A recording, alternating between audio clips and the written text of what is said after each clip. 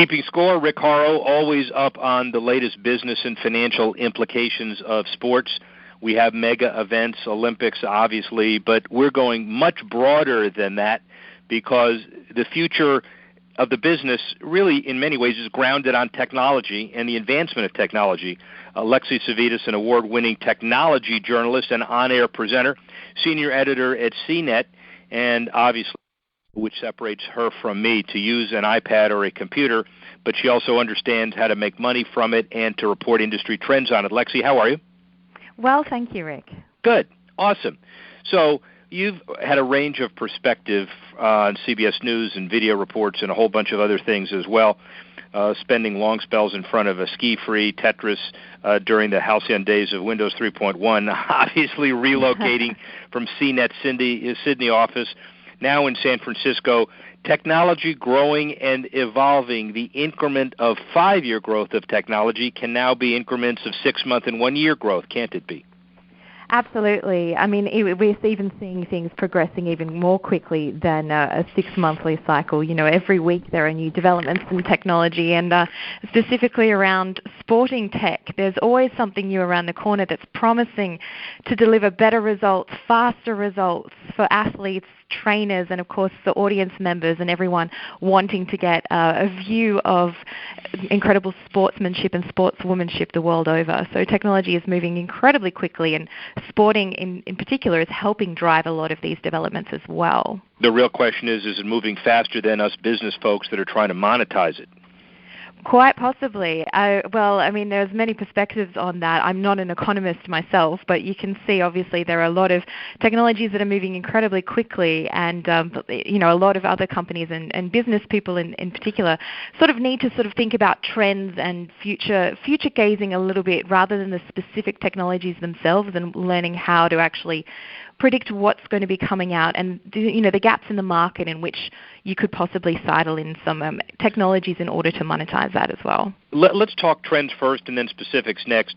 Trends, faster technology as far as internet companies that are providing information exchange quicker than otherwise.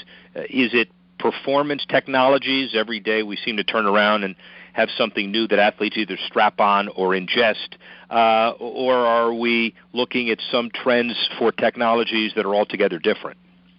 Well, really the big thing that we are looking at the moment is data. There's a big movement called big data at the moment, and this is an incredible wealth of information and raw data that we have in regards to specifically athletes, performance training. You might be familiar with devices like the Fitbit or the Jawbone, which are wearable technologies that everyday users and consumers like you and I are using to track our runs, our steps, how many calories we burn, things like that. And that's providing a great wealth of information for consumers. But if you think about professional athletes and people that are training for years and years and years in order to go to sort of major sporting events like the Olympics, they have a lot of information and extra information that they need to actually obtain in order to improve their performance. There are a couple of devices that kind of look like consumer wearables, like a Fitbit, that are used by professional athletes. There is one called the Whoop. There are other kind of brain training devices as well that are providing information and also helping train athletes, and using certain technologies like neurostimulation in order to improve performance. But when it comes down to it, it is all about the data. That it's all about data in terms of helping improve performance, and also then using that on the back end in order to say, okay, well, we can actually calculate performance down to 1/1,000,000th of a second in order to differentiate between different things, and also when it comes down to, of course, the scoreboarding systems at things like the Olympics. Interesting perspective, Lexy, because from a business show perspective, is there more future business development money to be made, let's say, on equipping a high-performance athlete to shine even brighter in the Olympics, or is it more to find the general usage that can be monetized across a variety of folks like you and me who want to get some competitive advantage and or who just want to be more fit? Well, if you think about it, obviously the Olympics and professional athletes provide the driving and motivational force for these businesses to invest in technology in order to improve performance. When it comes down to it, though, there's a lot of money in the consumer-based applications. Say, for example, the wearable devices that you and I are using in order to get more fit. That's where the drive is. I mean, the professional athletes and the Olympics are all great and amazing events in terms of watching incredible athletes perform at their absolute best. But the technology that drives that often is going to be used later on down the track for consumer applications, which is what's going to provide that bottom line, which is going to provide that revenue. And, of course, that big data that I was talking about earlier, that is something that it's a behemoth, if you think about it. It's such a big lot of information, and trying to monetize that's kind of I guess you would call that kind of like the holy grail, and being able to monetize all that data and all that information that companies have on consumers and patterns and things like that, and being able to identify ways in which people use fitness trackers, for example, ways in, the optimum time for people going for a run, and then actually going, okay, well, we have location-based information. We know that this person is going between point A and point B, generally at between 5:30 and 6:30 every day. What can we do along the way in terms of we know their location? Can we have possible ways in order to provide offers to someone? Say, for example, they're running past a cafe at that time. Can we have a beacon or location-based ping on your phone based on where the runner is, and say, come on in for a refreshing energy drink pick-me-up at certain times? So there's a lot of different ways in which you can think about companies in order in trying to monetize these kind of consumer-based applications. I'm getting the big guy who's working out unsuccessfully in front of a large jelly donut. How's that sound? Sounds very appetizing. Well, I mean, if you think about it, I mean, a lot of consumers have bought fitness devices and then they just sit lying dormant. They sit in a drawer somewhere as a long forgotten Christmas present. You use it for a couple of weeks, a couple of months, and then you forget about it. So the key is really trying to find use cases that bring people back into using it, which is why a lot of manufacturers, such as Apple, have integrated a lot of those fitness tracking things into products such as the Apple Watch in order to provide a sort of more longevity for this. And rather than having one sort of singular use device that people are using just for one case, they're having basically everything in the one. If you think about how the mobile phone has evolved, for example, you can think about, okay, well, we used to have standalone iPods. We used to have standalone MP3 players and GPS trackers and everything for our cars. Now everything is run through the smartphone. So a similar kind of thing is happening, it probably will happen with fitness tracking. We've already sort of started to see that so far anyway.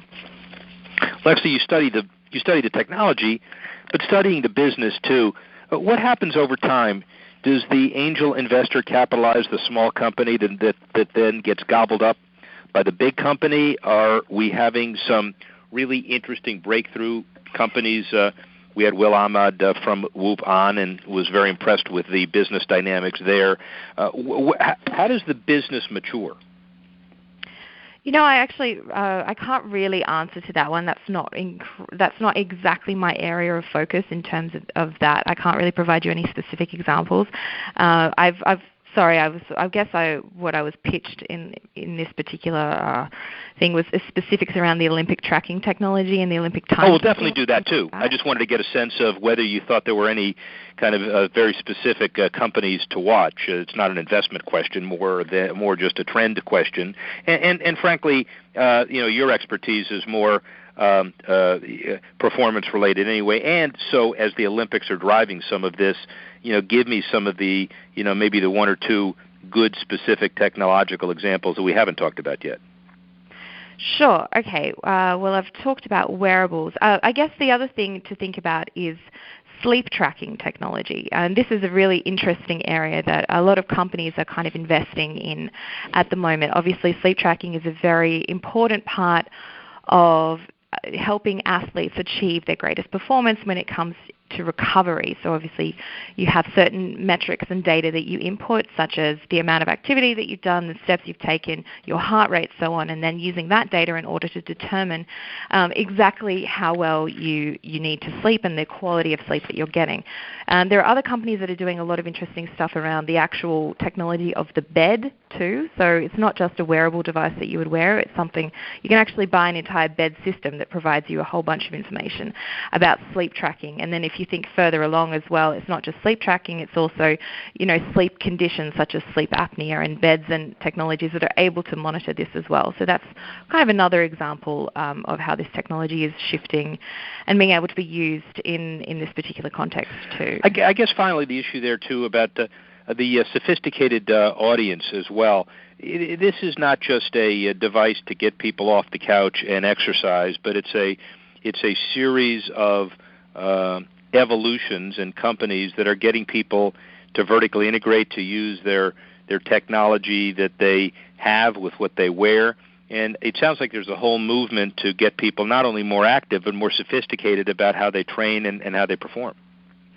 Definitely. There is a big shift in order to try and make fitness and movement and the act of tracking your data as something that you do as part of your everyday life. It's not just a once-off. You don't just go to the gym once or twice a week and you strap your fitness tracker on and you only use that data sort of to watch. Oh, look, I've done 12 reps today and last week I was able to do 10. So it's moving towards, especially as devices are consolidating, devices are all, as I mentioned, products such as the Apple Watch, a lot of the Android Wear watches as well, have a bunch of fitness tracking stuff integrated into it. As a wearable device, it's not just something that you strap on to go to the gym. It's something you would wear every day like a watch. There are lots of different products on the market that are trying to kind of be that be-all and end-all one device. I don't think anything has kind of come to that just yet, but you can see all of these different fields are converging into one particular device and one particular ecosystem that companies are trying to get you in, whether that's Fitbit or whether that's Apple or whether that's Jawbone. There's a lot of data out there, and trying to consolidate that into one particular area and one particular way that consumers are going to be able to access this content and get really useful information about it. That's kind of the holy grail. Lexy Savvides, Senior Editor, CNET, Technology, Olympics, Wearable Tech, Training Devices, the Future of Technology. Thanks very much for joining us. Thank you. Speak with you soon. Rick Horrow, back in a few minutes.